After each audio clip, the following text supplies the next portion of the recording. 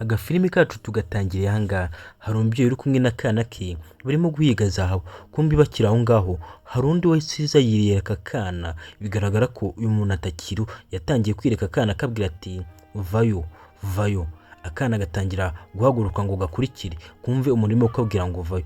Kumbi ibi ngibi ni akana konyine karimo kubireba. Ubwo yatangiye kubwira ati vayo vayo. Akana gatangira kugenda kajya mu mazi kajya mu mazi. Ubwo mama yarakabonye arakabwira ati Elvino urimo kujya he? Elvino urimo kujya he? Akana nako gakomeza kagenda kajya mu mazi gakurikira wa muntu urimo kubwira ngo vayo. Uyu nguyu nawe ati Elvino garuka. Elvino urimo kujya hehe? Yatangiye gukurikira akana k'umubyeyi. Kumba ka Elvino karaje karangije kereka mama wako ati reba hariya. Mama wako akimara kureba yese yikanga aravuga ati dore umwana. Uzi ko uriya mwana disi ari na mutoya yo.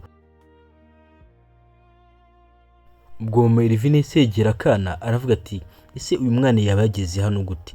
Uyu mwana yaba yazanywe n'iki? Kumbi bakireba aho wa mwana yarari. Kumbi barebye neza babona umwana ari kumwe na zahabu. Barikanze baravuga bati dore zahabu. Zahabu ingana n'umutwe. Mbega zahabu nini. Bahise baserebura baravuga bati turakize mwana wanjye. Dore zahabu ingana gutya. Iyi zahabu ubwayo ishobora guhita duhindurira ubuzima. Yo barishimye baraserebuye bati mwana wanjye noneho turazikize ubuzima burahindutse. Kumbi bakira aho ngaho hari ibigabo byari biri kwica abantu rwose. Ubwo byafashe umurambo biyonaga mu mazi. Kumbi ni umurambo wa kakana batoraguye kari kumwe na zahabu. Ubwo abangaba barabyumvishe barikanga. Mukano kana kahita kavuga ati papa mama dore bara ni abantu rwose barimo kwica abantu. Ubwo abangaba bose bavuga bati noneho kuva twishe nyina tujye gushaka na kakana kiwe dushaka ahantu kari. Ubwo abangaba bose babyumva. Kumbi barakwereka wa mama yagarutse ari umuzima aravuga ati nimwiruke nimwiruke. Ngo abangaba bose babyumva bahita batangira gufata kakana ngo bashaka ukuntu biruka bacike biriya bigabo. Ubwo uyu mubyeyi ahereza akana ke zahabu aravuga ati fati zahabu noneho nanjye fati umwana dutangire ducike biriya bigabo bitaba byatugirira nabi. Ubwo barakwereka rwose. Ubwo umubyeyi yatangiye gufata kakana arangije atangira gushaka ukuntu yava aho ngaho. Barakwereka rwose batangiye kugenda bitsimbatsimba. Ubwo bakageze hano barikanze. Kumbi barakwereka boss wabo yari ahageze. Umwe bakoresha ngo bashake zahabu yari ahageze. Aha ngaha bahise batangira gusubira inyuma ngura boss wabo ataza kuba yabasangirira zahabu akabasha kuba yayibaka. Ubwo basatangiye gusubira inyuma ngo rwose barakwereka boss wawe nawe arimo kuza avuga ati ese sha igihe mwakoreye umunsi wose habe n'akazahabu. Ati rwose ibintu nabyo ndabirambiwe. Mwiriwe mukora umunsi wose mushaka zahabu habe nimwe murabona. Ati cyangwa sha muraziba mukaba munjijije. Ati we bimeze bite wa mubyeyi we? Uwo ni umwana wawe ntago murabona zahabu? Igihe mwakoreye ntago murabona zahabu? Anga batangira kuvuga bati mubyeyi nyamara twebwe nta zahabu turabona rwose kandi twakoze cyane. Ungu ati ntago bishoboka rwose. Ntago mwakora umunsi wose nta zahabu murabona. Ati ngiye ntago mbyumva neza. Ubwo Yesu avuga ati ahubwo reka nze mbasake ndebe nimba mutazibona mukazitsimba mukaziryame. Ati ntago ngiye numva ukuntu mwakora umunsi wose habe n'akazahabu nakamwe. Ati ibyo bintu se bishoboka bite? Ahantu ko nzi ko habamo amazahabu ni gute mwakucukura cyangwa se mwasyaga umunsi wose mutarabona zahabu? Ubwo uyu mukapita rwose yatangiye kumucishaho cya cyuma gisaka amazahabu. Yatangiye kukimutondagiza rwose areba ngo nimba yabona zahabu. Uyu nguyu rwose yaragaze avuga ati rwose ngiye nta zahabu mfite ndarengana. Yakomeje kumushakaho zahabu ariko nyine arayibura. Aravuga ati ese ibi bintu bishoboka bite rwose ko bakora umunsi wose ntubone zahabu? Disa yibuze. Umubyeyi yatangiye kwishima avuga ati rwose mabuja nje nta zahabu mfite rwose. Uyu nguyu ati ntago bishoboka rwose. Zahabu nta zahabu ufite? Sinzi ukuntu yahindukiye ku ruhande abona kakana abarakabwiye ati we wakana wo nta zahabu ufite sha? Akana disi n'ubwoba bwinshi kati oya nta zahabu mfite nta zahabu mfite rwose. Ubwo uyu gatangiye kuvuga ati ese sha wakana we ko mbona ufite ubwoba ubwo ngubwo nabishyira amakengara. Umubyeyi ati oya uyu mwana wanjye rwose nta zahabu afite rwose habe n'intope nta zahabu afite. Ngo uyu mukapita we rwose yaravuze ati ngiye ntago mbyizeye rwose. Uyu mwana ashobora kuba afite zahabu reba ubwoba afite. Ubu ngubu yaba afite zahabu ntagira afite zahabu ntago afite ubwoba. ubwo yatangiye kumucishaho cya cyuma. Disi umubyeyi atangira kwikanga n'akana nako kari gafite ubwoba, ubwo yatangira kumucishaho cya cyuma. Abangaba ariko bafite ubwoba, ubwo arimo kuvuga ati bakane wowe ndabona ufite ubwoba, sinzi ukuntu yagejeje hano. Cya cyuma gitangira kwaka, aravuga ati ahangaha noneho zahabu ndayibonye.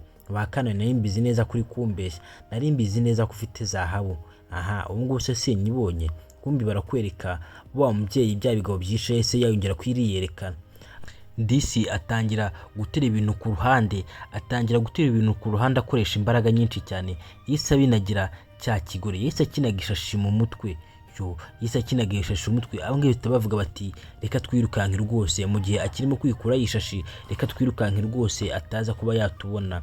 Ubwo rwose barakwereka umubyeyi n'akana ke batangiye kwirukanka, basiga wa mukapita wabo aho ngaho arimo kurwana no gushaka ukuntu yakwikora cya gishashi. Akiri muri ibyo ngibyo, kumbi yarebye imbere ye abona wa mubyeyi yaje afite ikibuye mu ntoki. Ubwo yararebye arikanga, aravuga ati ibi ni ibiki noneho bimbayeho, ati ndapfuye noneho nimutabare. Kumbi barakwereka wa undi yahise afata ikibuye, aravuga ati bari abantu bagomba kugenda rwose, nta muntu ugomba kubahagarika. Yafashe cya kibuye arakimukubita. Abangabo bari barabyumva, baravuga bati wa wundi nyina w'umwana arimo kudutabara rwose, dukomeze twirukanke rwose, aka kana gashobora kuba ari akanyamahirwe, akana kazanye na zahabu. Ati yo ni akanyamahirwe. Umubyeyi rero yongera areba ya zahabu, aravuga ati iyi zahabu rwose mwana wanjye, iyi zahabu igiye kugenda duhindura ubuzima, tugiye kuba abahirwe, kuko iyi zahabu rwose ubwayo iraduhesha amafaranga ateye n'ubwoba pe. Mwana wanjye rero tugiye kuba twaba bakire. Kumbi rwose bakira ngo barimo kwigamba ukuntu bagiye kuba baba bakire rwose. Umwana yishimye n'umubyeyi we bishimye. Umubyeyi baravuze ati mwana wanjye rwose akira nawe fata ku bukire rwose, wumva ukuntu bimera. Akana kagifata zahabu karebye ku ruhande karikanga. Umubyeyi nawe ahindukiye arikanga. Kumbi babonye bimwe muri bya bigabo byishe mama w'akana. Ubwo baravuga bati noneho twiruke pe. Bagitangira kwiruka barebye imbere bo basanga na kagabo nako kabatangiriye. Abangabo rwose nta kindi kintu bari gushaka, barimo gushaka kwica n'aka kana gatuye umubyeyi afashe mu ntoki. Bati aka kana nako rwose tuje kukica. Ubwo uyu mubyeyi se avuga ati ngaho basi nimukore icyo mushaka, ariko umwana wanjye mumureke rwose, nimureke umwana wanjye agende, basi ngewe munkorere icyo mushaka. Abangaba bati n'ubundi rega nta kindi dushaka, turashaka ako kana ufashe mu ntoki. Ati basi niba mushaka no kana mfashe mu ntoki, nimumanze murekore uyu mwana wanjye agende, uyu mwana mfashe mu ntoki rwose ndibuze guhita muba. Ahita abwira akana gati kana kanjye rwose mwana wanjye genda va ahangaha, abangaba ndasigarana nabo. Ubwo barakwereka rwose byatangiye kuvuga biti ubwo karakana kagere rero ngaho duheze uwo mwana rero nawe tumwice, duhereze uwo mwana. Ngo umubyeyi rwose atangiye kumenya nk'ugiye kubahereza umwana, atangiye kuvuga ati ngaho rwose nimwakire umwana. Umubyeyi se areba hasi, ari ukuntu hasi hareshya. Dise wa mubyeyi yise yinaga muri ya mazi, akijya kubahereza umwana yise yinaga muri ya mazi. Ibi ngibi byose bisakuza biti Yesu we araducitse, noneho araducitse. Byarababaye cyane. Gusa mbibutsa niba utarakora subscribe, urasabwa gukora subscribe ndetse ugatera na comment. Ahanga basigaye bavuga bati reba nabo mubyeyi rwose arapfuye. Ese ibi bintu bishoboka bite rwose ko uriya mubyeyi kano kanya yaba apfuye? Ati rwose ibi ngibi no biteye rwose, reba uriya mubyeyi arapfuye kandi karakana ko twashakaga, karakana twagashakaga ari kazima, ariko reba utumye yiyahura, utumye yinaga iri hasi arinda yanapfa. Ati ibi bintu rwose ntabwo bishoboka rwose. Barakwereka disika akana kakomeje kuza kirukanka, ntabwo kazi ko nyina yitabye Imana. Ngo karaje kageze ahangaha karavuga kati Yesu we mbega zahabu, iyi zahabu rwose ni nini cyane. Ngo kakomeje kwireba karavuga kati kanze ntegereze rwose mama, iyi zahabu iri buze kuba yaduhindurira ubuzima, kuko iyi zahabu rwose mama yambwiye ko nitujya kuyigurisha baraduhereza amafaranga menshi cyane. Akana disika kakomeje gusirebura kakiri aho ngaho. Kumbi kakagabo kahise kaza kamushikuza ya zahabu, karavuga ati ese sha burya kari kose mwe mufite zahabu.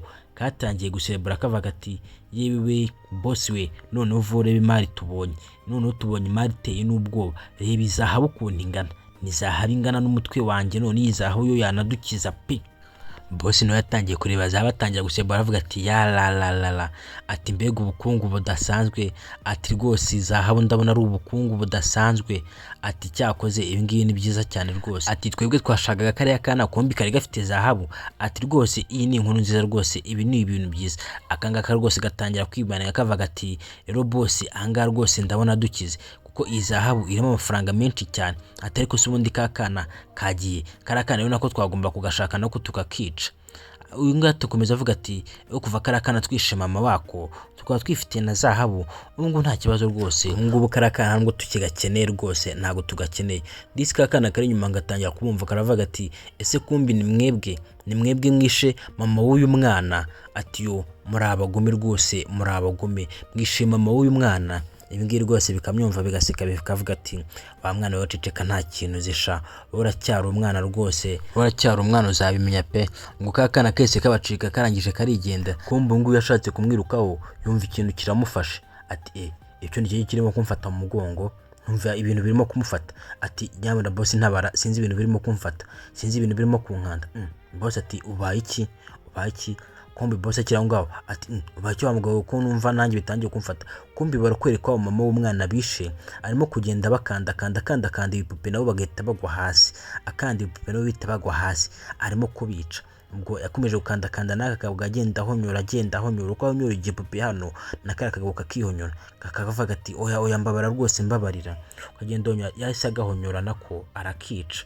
Ngo disi hano bahise yishima aravuga ati umugabo rwose ndakeka umwana wanjye agiye kubaho neza. Barakwereka disi ko kakana kagakomeje kwirukanka kahise gahura na nyina nawe yise akireka aravuga ati mwana wanjye rwose ntugire ikibazo, ubu ngubu ibintu byose byarangiye rwose, ubu nta kintu cyo gutinya kigihari, ubu ngubu rwose ufite kugenda amahoro. Ubwo mama wako yise agafata ukuboko aravuga ati ewe mwana wanjye injira muri iyi modoka, akira akano gapapuro kariho aderesi y'ahantu ugomba kuzerekeza cyangwa se kariho amerekezo yaho uzajya kuba. Aho hantu nuhagera abantu bahari ndabizi neza ko bazakwitaho, ubu ngubu rwose njyewe ngiye gusigara, ugiye kuba wagenda uri wenyine, kandi rwose mwana wanjye ntugire ikibazo rwose. Akana kati ese mama ubu ngubu rwose ugiye gusigara hano? Mama wakati mwana wanjye rwose ntabwo bishobotse ko tujyana, ubu ngubu rwose ugiye kugenda wenyine. Ati ahubwo akira n'izahabu, iyi zahabu izabasha kuba yaguhereza ubuzima bwiza wowe n'uwo mwana ufite. Uwo mwana azabe murumuna wawe nawe uzabe mukuru we, rwose muzaba abavandimwe beza rwose. Uwo mwana mugiye kuba muri kumwe kandi uwo mwana rwose uzamwite. Yo akana kakomeje kuvuga ati mama uko ukunda gusize. Yo disi akana karagiye na mama nawe asigara aho ngaho. Mwakoze kuza cyane kandi mwakoze kubana natwe. Ciao ciao.